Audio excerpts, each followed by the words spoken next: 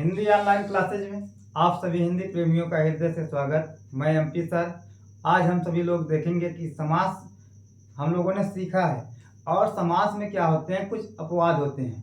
अपवाद का मतलब क्या है कि उस पर जो है नियम का कोई बंधन नहीं होता है। किसी किसी पद में एक से अधिक समास होते हैं, इसको भी जानना जरूरी है। नहीं तो हम लोग उसके पहले पढ़े हैं खा इसमें यह समास होता है, लेकिन उसमें विकल्प नहीं रहेगा। तो हमें विकल्प के आधार पर करना है क्वेश्चन कि समास में किस किस पद में एक से अधिक समास होता है, उसको हम लोग देखते हैं। समास अपवाद, समास में अपवाद क्या होता है, अपवाद से क्या तात्पर्य है? तो अपवाद का मतलब है जिसमें क्या होता है, नियम का कोई बंधन नहीं होता है। तो इसमें हम लोग उदाहरण देखते हैं कि आपसे कहा गया जैसे निडर, निडर में समास क्या होगा? तो इसका हम पहले विग्रह करेंगे। तो निडर का जो विग्रह होगा बिना डर का,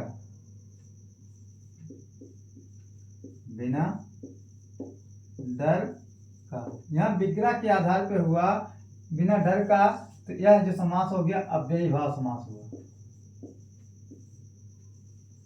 विग्रह के आधार पर यह हुआ अव्ययी भाव समास, और इसका विग्रह कर दिया जाए नहीं डर जिसे। निडर का मतलब नहीं डर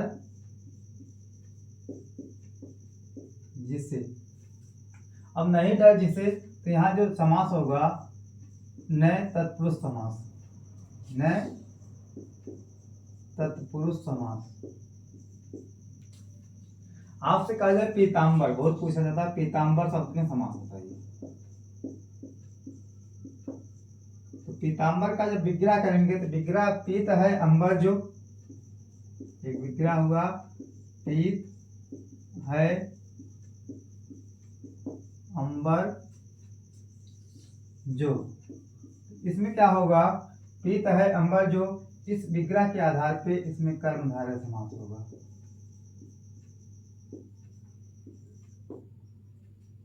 अगर ये कहा जाए पीला है अंबर जिसका, या पीत है अंबर जिसका, अंबर जिसका, इसमें क्या हो जाएगा, बहुव्रीहि समास हो जाएगा। तो विग्रह के आधार पे आपको बताना है पीताम्बर में समास बहुव्रीहि समास भी है, कर्मधारय है। लेकिन अगर आपका विकल्प में बहुव्रीहि है तो हम लोग पहले क्या लगाएंगे, बहुव्रीहि समास को ही लगाएंगे। आपसे कहा जाए महात्मा शब्द में समास बताइए। महात्मा, तो पहले इसका हमको विग्रह करना होगा। किसी भी समास को बताने से पहले आपको समास की परिभाषा आनी चाहिए, और उस समास का क्या है कि विग्रह आना चाहिए। जो पद दिया गया है उस पद का विग्रह आपको पता होना चाहिए। विग्रह के आधार पे ही समास का निर्धारण किया जाता है कि हाँ दिए गए पद में समास कौन सा है। तो आपका सबसे पहले जो विग्रह करेंगे महात्मा का, महान आत्मा है जो, महान आत्मा है जो, महान आत्मा है जो, इसमें क्या होगा, कर्मधारय समास होगा।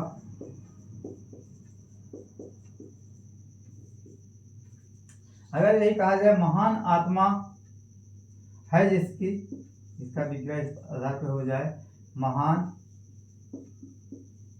आत्मा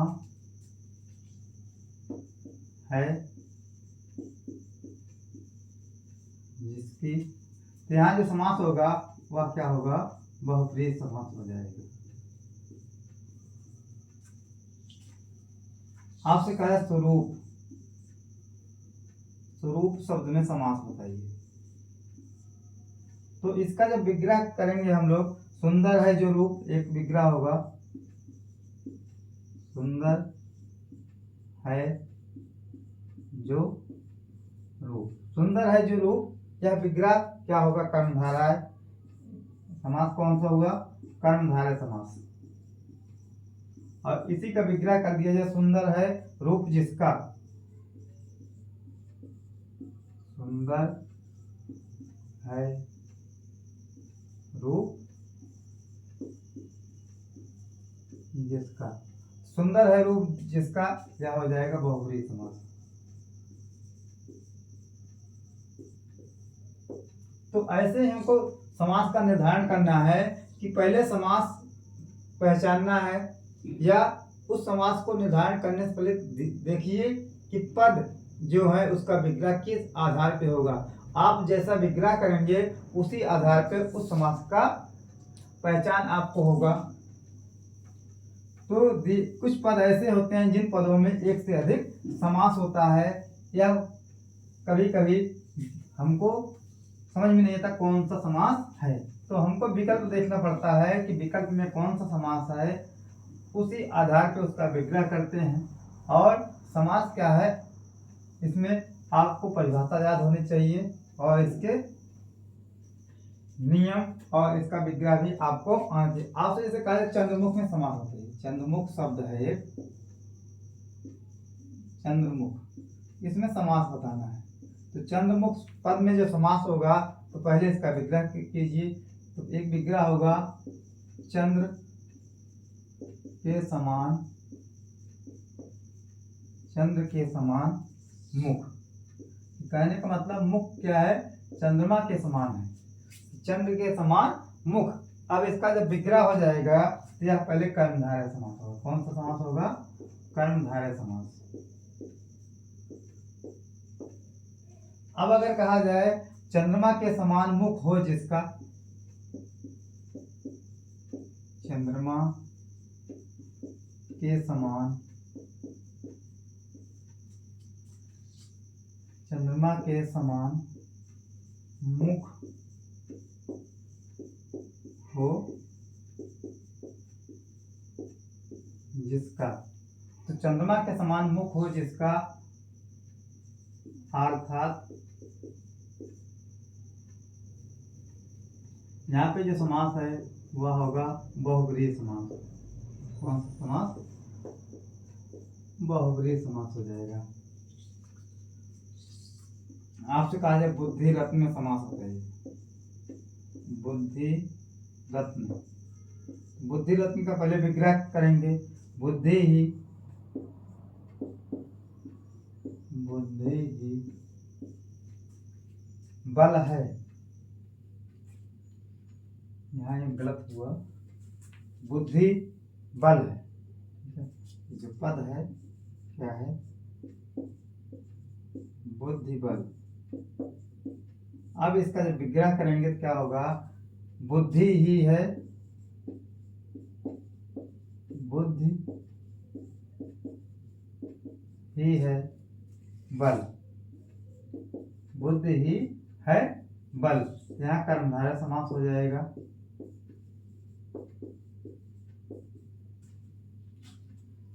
और एक विग्रह होगा बुद्धि का बल, बुद्धि का बल। अब जब बुद्धि का बल है, यहाँ देखिए क्या है, कारक चिन्ह, और कारक चिन्ह जिस समास में होता है उसमें तत्पुरुष समास होता है, और तत्पुरुष समास में यह होगा संबंध तत्पुरुष, संबंध तत्पुरुष। आपसे कहा जाए पुरुष रत्न में समास बताइए, पुरुष रत्न। इसका विग्रह जब करेंगे इस पद का तो होगा पुरुष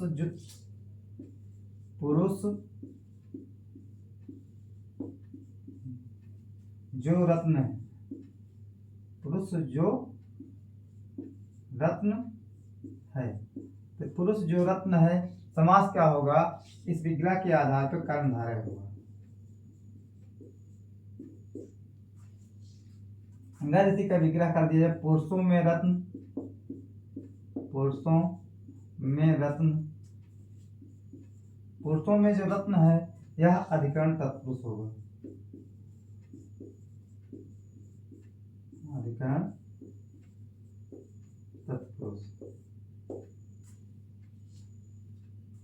तो समास का विग्रह के आधार पर ही समास का निर्धारण किया जाता है।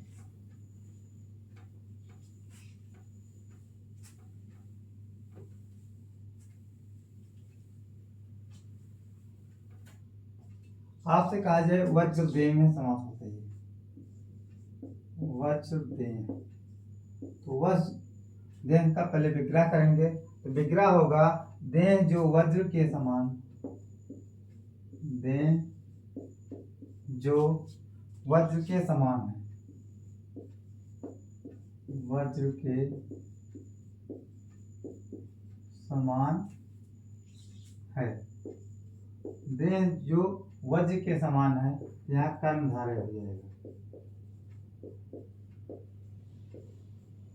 अगर इसका विग्रह किया जाए, वज्र की देह,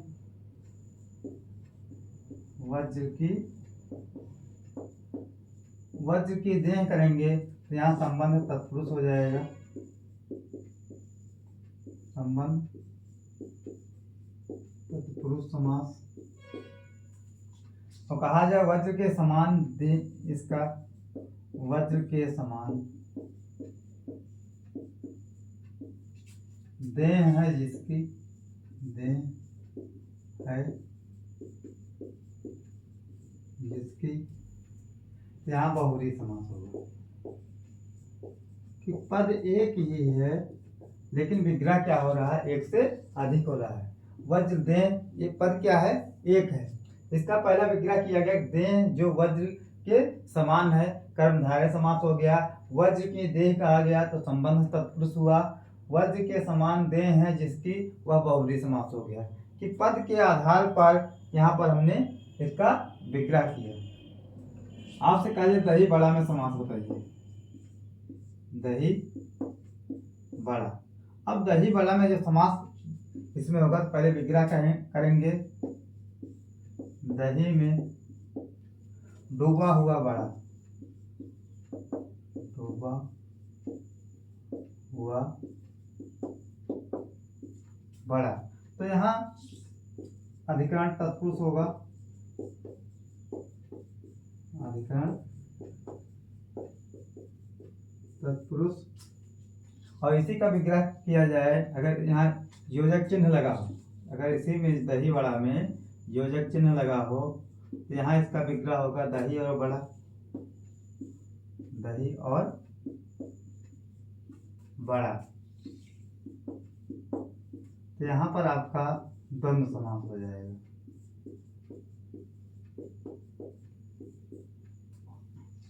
तो इस प्रकार हमने क्या देखा कि समास जो होते हैं उसमें अपवाद भी होता है। और अपवाद कैसे हम लोग उसको देखेंगे, अपवाद कैसे समझ में आएगा। तो पहले जो पद दिया जाए उसका हमको विग्रह करना है। किसी भी समास को समझने के लिए पहले आपको क्या करना है, विग्रह करना है। जैसा आप विग्रह करेंगे वैसा उस पद में उसका अर्थ निकलेगा और उसी आधार पे उसमें क्या होगा, समास होगा। अगर आपका विग्रह गलत हो जाएगा तो आपका समास भी गलत होगा। इस प्रकार हमने पूरा जो समास था उसको समाप्त किया। कि समास का अर्थ हमने देखा, उसकी परिभाषा देखा और उसके कितने भेद होते हैं उसको देखा। तो समास की लगभग 3 से 4 वीडियो हैं। उस वीडियो को पूरा आप देखेंगे तो आपको पूरा समास समझ में आ जाएगा।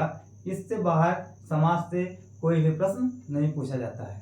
चाहे कोई विद्यार्थी कक्षा 9, 10, 11, 12 में किसी भी बोर्ड से हो या कोई जो है किसी परीक्षा की तैयारी कर रहा हो, उसमें समास अगर पूछा जाता है तो समास यहीं से पूछा जाएगा। और यदि आपको यह वीडियो पसंद आए तो अपने मित्रों के पास शेयर करें, लाइक करें और कमेंट करें। वीडियो को पूरा देखने के लिए धन्यवाद। आपका दिन शुभ रहे।